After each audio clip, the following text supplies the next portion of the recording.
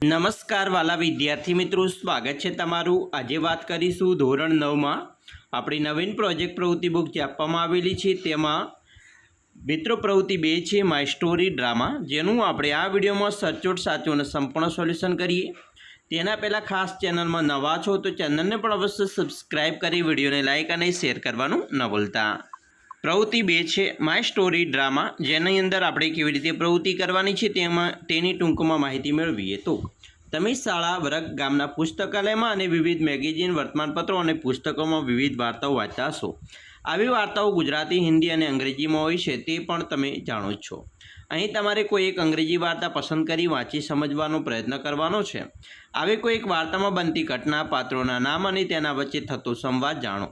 તમે પસંદ કરેલ વાર્તાને જો નાટક તરીકે ભજવી શકાય તેવું થતું હોય તો તમે નક્કી કરો કે આ વાર્તાના નાટકમાં કેટલાક પાત્રોની જરૂરિયાત રહેશે અને તેમાં તમારા કયા મિત્રો ભાગ લઈ શકે તેમના નામ જે તે પાત્રની સામે લખો।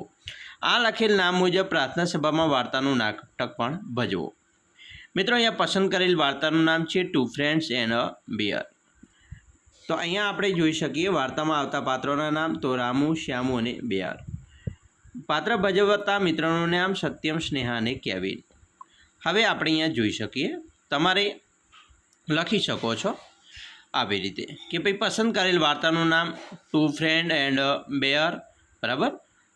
અને આ રીતે વાર્તા છે એ લખી શકો છો। મેં વાર્તા ધીમે ધીમે સ્કીપ કરું છું, એ તમારી વાર્તા છે એ તમારી પ્રોજેક્ટ પ્રવૃત્તિ બુકની અંદર આ વાર્તા લખવાની છે, બરાબર। સરસ મજાની વાર્તા છે મિત્રો। બે મિત્રો છે અને રીંછ હોય છે, બંને વચ્ચે શું સંવાદ થાય છે તે એની વાર્તા આપણે અહીંયા ઇંગ્લિશમાં લખવાની છે।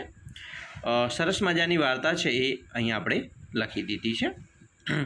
હવે આ વાર્તામાં 3 મિત્રોની જરૂર પડશે। આ વાર્તા નાટક સ્વરૂપે પણ ભજવી શકાય એવી છે, બરાબર। તો આવી રીતે તમારે વાર્તા છે એ મિત્રો લખવાની છે।